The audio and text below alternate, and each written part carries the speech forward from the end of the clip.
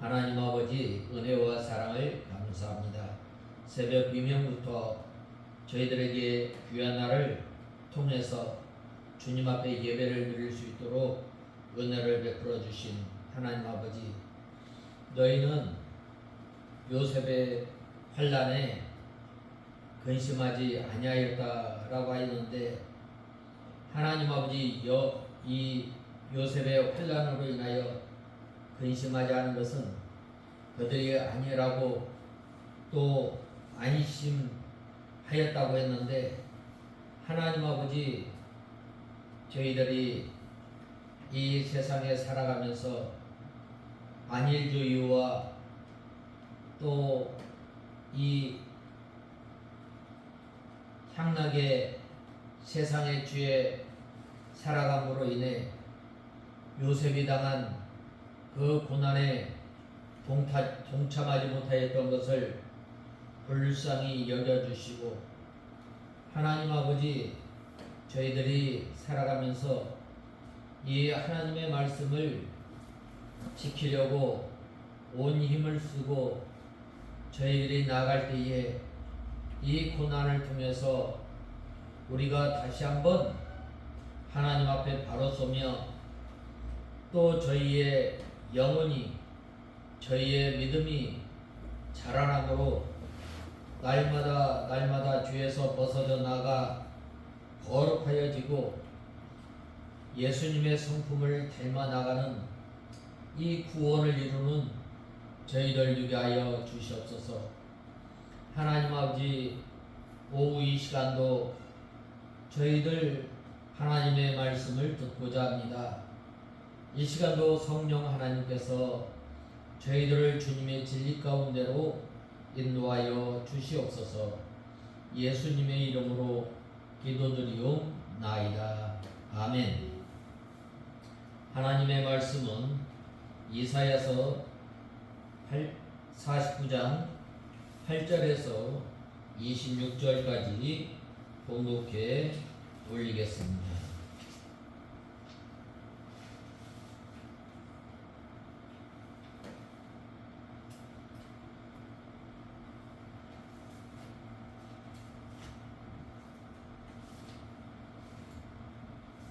이사야 49장 8절에서 26절, 8절과 26절 보겠습니다. 여호와께서 이같이 말씀하신다. 은혜의 때에 내가 내게 대답하였고 구원의 날에 내가 너를 도왔다. 내가 너를 보호할 것이니 백성의 언약으로 너를 주겠으며 땅을 회복하게 하며 그 황폐한 유업들을 상속하게 할 것이다. 26절 보겠습니다.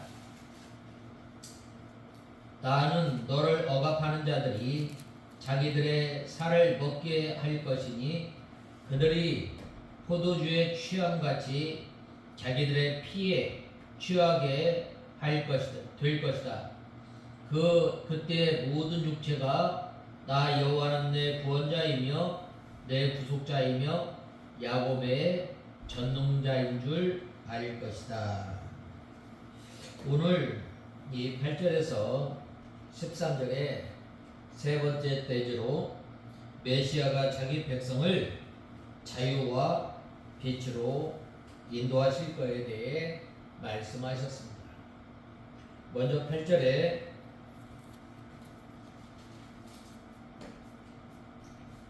보면 여호와께서 이와 같이 대답하신다. 은혜의 때에 내가 내게 대답하였고 구원의 날에 내가 너를 도왔다. 내가 너를 보호할 것이니 백성의 언약으로 너를 주겠으며 땅을 회복하게 하며 그 황폐한 유업들을 상속하게 할 것이다 라고 하였습니다. 이 본문의 말씀에 보면 8절 상반절에 은혜의 때에 내가 응답하겠고 대답하였고 또 구원의 날에 내가 너를 도왔다라고 말씀하고 있습니다. 은혜의 때, 구원의 날은 이 신약 시대를 가르치는 것으로 하나님께서 예수 그리스도를 통하여 택한 백성들을 구원하실 것을 가리킵니다. 또 이 말씀은 고린도후서 6장 2절에 인용하였습니다. 하나님께서 은혜를 베풀 때에 우리를 들어주시고 구원의 날에 우리를 도와주십니다. 그러므로 이 신약 시대에는 이 은혜의 때요 또 구원의 날입니다. 또 이 은혜의 때는 어느 때인가? 성도가 믿음을 지키기 위해서 고난을 당하는 때입니다. 이 교회사를 가만히 보면은 하나님의 은혜로 말미암아 하나님의 자녀가 된 사람들은 이 믿음을 지키기 위해서 복음을 전하기 위해서 많은 어려움과 고난과 환난을 당하였습니다. 그런데 왜 하나님께서 이 고난의 때, 환난의 때가 왜 은혜의 때라고 하였는가? 우리가 잘 이 말씀을 살펴보면 예수님께서 승천하시기 전에 이 제자들과 또 성도들에게 뭐라고 말씀하였어요? 너희는 예루살렘을 떠나지 말 것을 말씀하고 있습니다. 왜 예루살렘을 떠나지 말라고 했는가? 그곳에는 악이 득세하는 것이요, 또 예수님을 잡아 죽이는 이 살벌한 곳이요, 또 그곳에는 왜 하나님께서 이 예루살렘을 떠나지 말라고 했는가? 그것은 바로 예루살렘에서부터 생명의 역사, 구원의 역사, 또 복음의 역사가 있기 때문입니다. 그리고 왜 또 이 예루살렘을 떠나지 말라고 했는가? 바로 기도하지 않으면 이 살 수 없는 곳이기 때문입니다.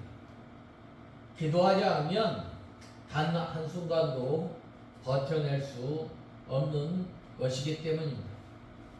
오늘날 왜 우리가 살아가는 이 시대가 바로 이 은혜의 때인가? 바로 이 광야와 같은 이 세상에 살아가면서 하나님의 은혜가 아니면, 하나님께서 우리를 돌보시지 않으면 하나님을 우리가 신뢰하지 않고 살 수 없기 때문입니다. 그렇기 때문에 우리는 날마다 하나님 앞에 나아가 은혜를 구하며, 또 하나님께서 우리를 보살펴 주시고 또 우리를 보호하여 주시고 인도하여 주시는 하나님 앞에 나갈 수밖에 없는 것입니다. 그러므로 우리가 이러한 그 환난을 당할 때에, 하나님 앞에 나갈 때에 하나님께서 우리의 기도를 들어주시는 것입니다. 또 구원의 날에 우리를 도와주시는 하나님이십니다. 그러므로 신약시대에는 언제나 이 은혜의 때요 구원의 날인 줄 우리는 알아야 합니다. 또 은혜의 때는 이 성도가 방금 말씀드렸던 것처럼 고난을 당하는 때라고 하였습니다. 하나님의 말씀을 지키다가 또 믿음 생활하다가 또 하나님께서 맡겨주신 이 사명을 감당하다가 당하는 이 고난들이 많이 있습니다. 바로 그때가 어느 때예요? 바로 은혜의 때임을 우리는 알아야 하겠습니다. 환난과 시험이 들어와서 하나님의 은혜를 받지 않으면 안 될 때가 바로 하나님께서 은혜를 베풀어 주시는 때인 줄 우리는 알아야 하겠습니다. 그때는 하나님의 은혜가 아니면 우리는 한 발자국도 단 한순간도 서 있을 수 없고 걸을 수 없는 연약한 때입니다. 바로 그때에 하나님을 간절히 찾게 되는 거예요. 하나님 앞에 나와서 우리가 이 하나님의 은혜가 아니면 살 수 없는 줄 알고 하나님을 의지하고 하나님을 바라보고 나가는 거예요. 그때에 환난의 때에 또 시험 당할 때에 하나님께서 우리의 모든 환난을 면케하여 주시고 또 우리를 보호하여 주시고 인도하여 주시는 그 하나님, 그 하나님을 다윗은 뭐라고 고백했어요? 하나님은 나의 목자일 뿐만 아니라 나의 산성이시오 나의 피할 바위시오 요새시라고 말씀하고 있습니다. 환난과 고난 때에는 하나님께 간절한 마음으로 부르짖고 하나님 앞에 나아가 간구하면 하나님께서 그 사정을 들으시고 반드시 은혜를 베풀어 주시는 것입니다. 히스기야 임금에게 이 은혜의 때는 어느 때예요? 바로 자기가 병들었을 때. 또 어느 때예요? 바로 이 아수르 군대 18만 5천 명이 쳐들어왔을 때. 그때에 하나님 앞에 부르짖게 되는 것입니다. 아사 임금은 구스 군대 100만이 쳐들어왔을 때에 하나님 앞에 부르짖게 되는 거예요. 또 다윗은 언제가 은혜의 때예요? 마음이 궁극하였을 때예요. 마음이 궁극하였을 때. 600명의 병사들의 자기의 그 가족들이 블레셋의 포로로 잡혀갔을 때 그때 하나님께서 주시는 그 은혜로 말미암아 이 마음이 궁극하였을 때에 하나님께서 주시는 용기로 힘입어서 다시금 이 하나님 앞에 나아가 간구하였을 때 또 이 사울 왕으로부터 쫓겨다녔을 때 또 외적이 쳐들어왔을 때 또 어느 때가 은혜의 때예요? 바로 압살롬으로부터 압살롬이 반역하여 도망다녔습니다. 그때에 어떻게 해주셔요? 하나님 앞에 나아가 기도할 때에 은혜를 베풀어 주시는 것입니다. 구원의 날은 하나님께서 구원의 손을 베풀어 주시는 때입니다. 환난의 때에 하나님의 도움과 은혜를 간구할 때에 하나님께서 들어주시고 또 구원해 주시는 하나님이십니다. 우리가 잘 아는 것처럼 이 야곱은 언제가 이 은혜의 때요 구원의 날이에요? 바로 에서가 400명의 군사를 데리고 이 야복 강가로 나왔을 때 그때 하나님 앞에 매달리지 않을 수 없었던 것입니다. 그때에 이 야곱은 바로 이 자기의 모든 것을 돌아보게 됩니다. 그때 하나님 앞에 기도하게 됩니다. 밤새 하나님 앞에 기도하였을 때에 하나님께서 에서의 마음을 주장하셔서 어떻게 하였어요? 야곱을 만났을 때에 화친하고자 하는 그 마음이 생기게 되었던 것입니다. 또 요셉에 있어서는 요셉이 애굽에 팔려가고 종살이하고 감옥살이 할 때에 바로 은혜의 때입니다.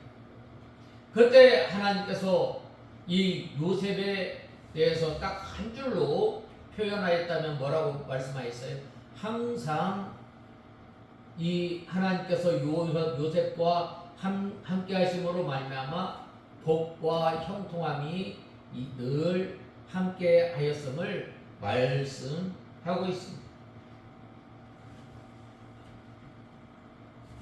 또 이스라엘 백성들이 은혜의 때, 구원의 때는 어떤 때예요? 바로 400년, 30년 동안 종살이하던 그 애굽에서 이 구원받았을 때, 그때가 바로 은혜의 때입니다.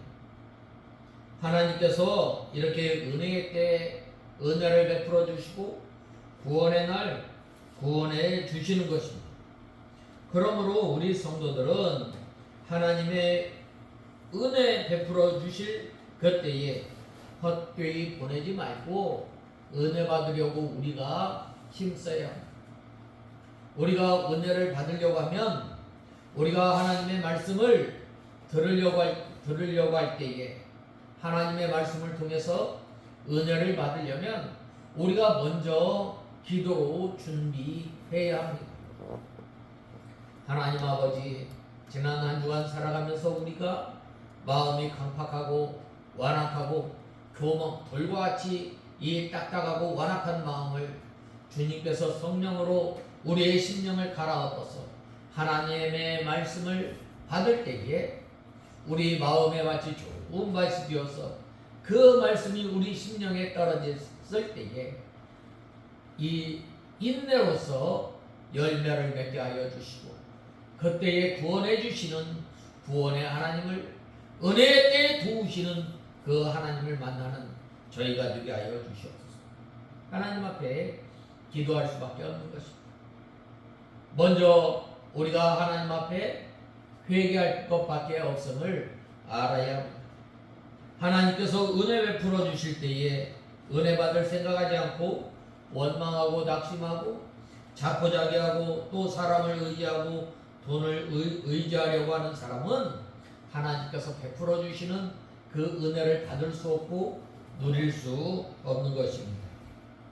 그러므로 하나님께서 은혜를 베풀어 주실 때 은혜를 받으면 때가 될 때에 반드시 이 구원의 날이 오게 됩니다. 너로 언약의 백성을 삼으며 라고 하였는데 그리스도께서 새 언약의 중보자가 되도록 할 것을 말씀하고 있습니다. 히브리서 8장 6절에 그러나 이제 그가 더 아름다운 직분을 얻으셨으니 이는 더 좋은 약속으로 세우신 더 좋은 언약의 중보시라 라고 말씀하고 있습니다.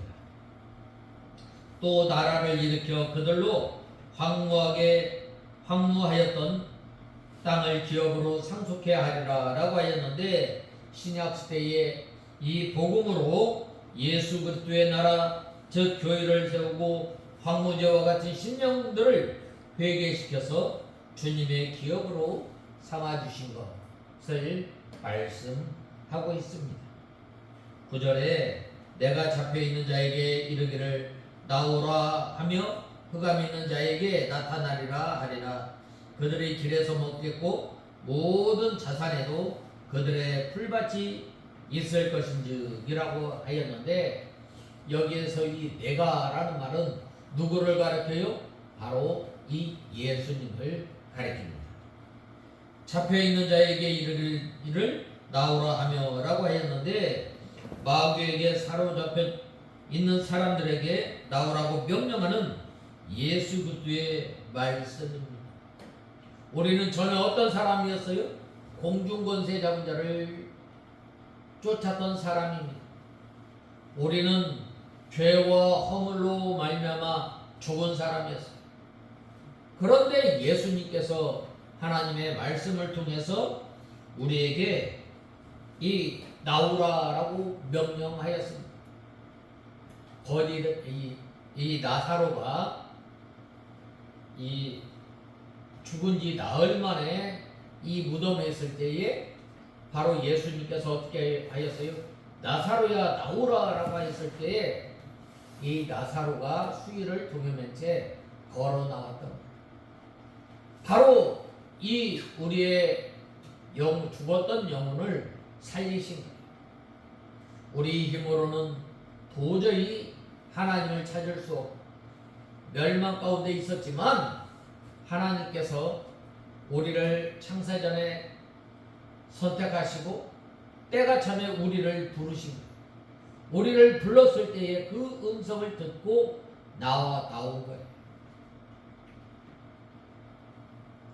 또 마귀와 재물 또는 환경이나 사람에게 잡혀서 종살이하고 영의 자유를 잃어버린 사람들은 다 예수님께로 나와서 영적 해방과 자유를 얻으라는 것입니다.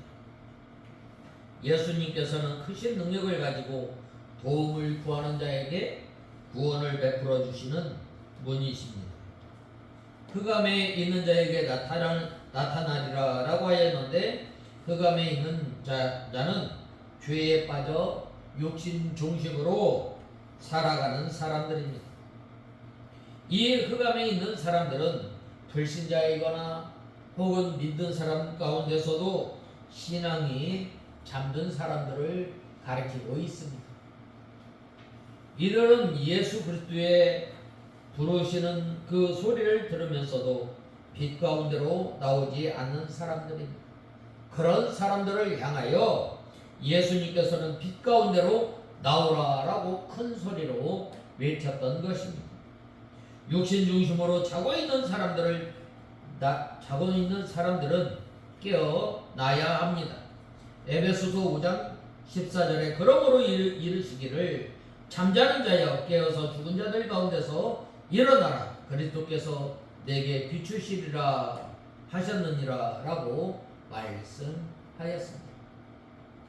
또 그 길에서 먹겠고 모든 자산에도 그들의 풀밭이 있을 것인즉이라고 하였는데, 밭도 아닌 더딘 단단한 길에서 무엇이 있겠어요? 자산은 이 붉은 민둥산에 무슨 풀이 있겠어요? 그러나 그리스도의 음성을 듣고 잡혀있는 데서 나오고 흑암 가운데서 나와서 예수 그리스도를 따라가는 사람에게는 살 길이 생기는 것입니다. 은혜를 받을 때에 은혜를 받고 구원의 날에 구원받은 사람은 길에서도 먹을 것이 있고 자산도 풀밭이 됩니다. 먹을 것을 미리 준비해 놓고 예수 그리스도를 따라가는 것이 아니라 오직 예수 그리스도만 의지하고 또 하나님의 말씀만 순종하고 나가는 사람이 먹을 것이 없는 곳에서라도 하나님께서 먹을 수 있게 해주시고 풀이 없는 곳에서도 풀밭을 만나게 해주시며 가는 곳마다 형통한 길을 열어주시는 하나님이심을 알아야 하겠습니다. 10절에 그들이 줄이거나 목마르지 아니할 것이며 더위와 볕이 그들을 상하지 아니하리니 이는 그들을 긍휼히 여기는 자가 그들을 이끌되 샘물 근원으로 인도할 것임이라 라고 하였습니다. 예수 그리스도 안에서 믿음으로 사는 사람에게는 심령이 줄이거나 목마름이 없는 것입니다. 또 더위와 볕, 환난과 핍박이 그들을 대하지 못합니다. 그들을 긍휼히 여기는 자라고 하였는데 이는 예수 그리스도이십니다. 예수 그리스도께서 믿음으로 사는 성도를 이끌어 신령한 샘 근원으로 인도하시기 때문에 영적 주름이나 또 목마름이 없고 어떤 더위가 와도 상함을 받지 않고 언제나 풍성한 생활을 하게 되는 것입니다. 시편 23편에 보면 내가 사망의 음침한 골짜기로 다닐지라도 해를 두려워하지 않는 것은 주께서 나와 함께 하심이라 라고 말씀하고 있습니다. 본 말씀 11절에 보면 내가 나의 모든 산을 길로 삼고 나의 대로를 도두리니 라고 하였는데, 하나님과 사람 사이에 죄악의 담이 산처럼 막혀 있었으나 예수님께서 속량해 주심으로 그것을 다 제거시켜 주시고 하나님께로 가는 길을 열어 놓으신 것입니다. 내가 곧 길이요 진리요 생명이니 나로 말미암지 않고는 아버지께로 올 자가 없느니라 라고 말씀하고 있습니다. 하나님께로 가는 길, 하나님 나라에 대한 진리, 영원한 생명, 바로 누구로부터?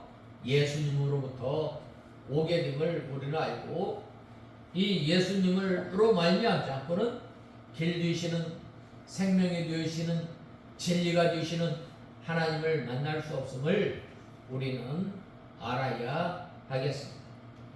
13절에 하늘이여 노래하라. 땅이여 기뻐하라. 산들이여 즐거이 노래하라. 여호와가 그 백성을 위로하였은즉 그 고난당하는 자를 긍휼히 여길 것임이라 라고 하였는데, 여호와께서 자기 백성을 위로하고 고난당한 자를 긍휼히 여기시며 구원해 주시는 일은 천지 만물이 즐거이 노래할 만큼 기쁜 일입니다. 찬송가 313장에 보면 기쁜 일이 있어 천국 종치네라고 하지 않았어요? 죄인 하나가 돌아오는 것이 의인 99보다 기쁨이 더하다고 하였습니다.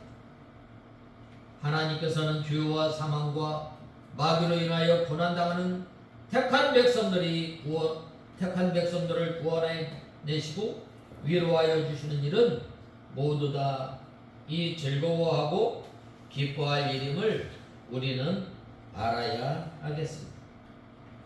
그 다음에 네 번째로는 우리는 이 부모는 잊을지라도 여호와는 잊지 않으시는 하나님이심을 알아야 하겠습니다.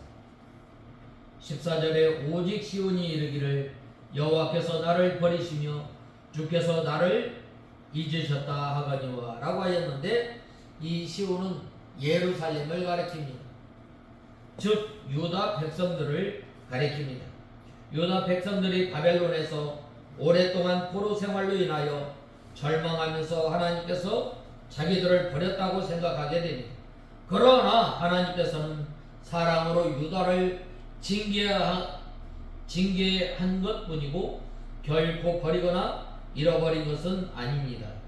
이와 같이 성도가 비록 징계를 당할 때에는 하나님께서 자기를 버리신 것 같고 잊으신 것 같지만, 하나님께서는 결코 한 사람이라도 버리시지 않으시는 하나님이심을 알아야 하겠습니다. 아모스 9장 9절에 내가 명령하여 그리스도 이스라엘 족속을 만국 중에 체질하기를 곡식을 체질함 같이 하려니와 그 한 알갱이도 땅에 떨어지지 아니하리라 라고 하였습니다. 15절에서 16절에 보면 어찌 여인이 그 먹는 자식을 잊겠으며 자기 태에서 난 아들을 긍휼히 여기지 않겠느냐. 그들은 혹시 잊을지라도 나는 너를 잊지 아니할 것이라. 내가 너를 손바닥에 새겼고 너의 성벽이 항상 내 앞에 있나니 라고 하였습니다. 이 젖먹이는 여인이 젖먹는 자식을 잃어버리거나 자기 태에서 난 아들을 긍휼히 여기지 않을 수 없습니다. 이것은 본능적으로 이 어머니는 자기 태에서 난 아들을 긍휼히 여기게 되고, 여인은 젖먹는 자식을 잃어버릴 수 없으리만큼 사랑합니다. 그들은 혹시 자기 자식을 잊을지라도 하나님께서는 그의 백성을 절대 잊지 않으신다는 말입니다. 우리가 시편 27편 10절에 내 부모는 나를 버렸으나 여호와는 나를 영접하시리이다 라고 하였습니다. 하나님께서는 부모가 자녀를 사랑하는 것보다 더 큰 사랑을 우리에게 베풀어 주셨어요. 그리고 잊지 않으십니다. 하나님의 사랑은 무한하시며 변하지 않으십니다. 내가 너를 손바닥에 새겼고 라고 하였는데, 주님께서는 손바닥을 쳐다보듯이 우리를 늘 쳐다보시고 또 주님의 손으로 일할 때마다 우리를 기억해 주시고 우리를 위해서 모든 일을 해 주신다는 말입니다. 이 주님께서 우리의 사정을 알아주시고, 이스라엘 백성들이 430년 동안 종살이하였을 때 이스라엘 백성들이 하나님 앞에 부르짖었어요. 그때에 하나님께서 어떻게 하셨어요? 그 고통을 아시고 들으시고 마침내 하나님께서 약속하신 것을 생각하였더라. 번영하였더라라고 출애굽기 2장 15절에서 말씀하고 있습니다. 너의 성벽이 항상 내 앞에 있나니라고 하였는데 바벨론의 침략으로 예루살렘 성이 무너지고 유다 백성이 포로되어 갈 것이나 하나님께서는 그 후에 있을 예루살렘 성벽 재건을 기약하시는 말씀입니다. 이것은 신약 시대에 예수 그리스도로 말미암아 영적 이스라엘이 회복되어 영영이 요동치 않을 것을 가리키는 것입니다. 그러므로 우리는 이 하나님의 사랑을 잊지 말아야 합니다. 우리 부모는 잊을지라도 여호와 하나님께서는 어떻게 하세요? 잊지 않으시는 하나님이십니다. 그 하나님께서 우리를 어떻게 손바닥에 새겨서 기억하시는 하나님. 내 부모는 나를 버렸지만 나를 영접하여 주시고 나를 하나님의 자녀로 삼아 주시고 영원한 하나님의 나라를 소망 삼고 살아갈 수 있도록 우리를 하나님의 자녀로 또 하나님의 기업을 이어받을 후사로 우리를 하나님의 백성으로 삼아 주심을 잊지 않고 늘 감사 감격하며 살아가는 우리가 다 되어야 하겠습니다. 다 같이 주님 가르치신 기도로 예배를 마치겠습니다. 하늘에 계신 우리 아버지시여 이름이 거룩히 여김을 받으시오며 나라의 임하옵시며 뜻이 하늘에서 이루어진 것 같이 땅에서도 이루어지다. 오늘날 우리에게 일용할 양식을 주옵시고 우리가 우리에게 죄 지은 자를 사하여 준 것 같이 우리 죄를 사하여 주옵시고 우리를 시험에 들게 하지 마옵시며 다만 악에서 구하옵소서. 대개 나라와 권세와 영광이 아버지께 영원히 있사옵나이다. 아멘.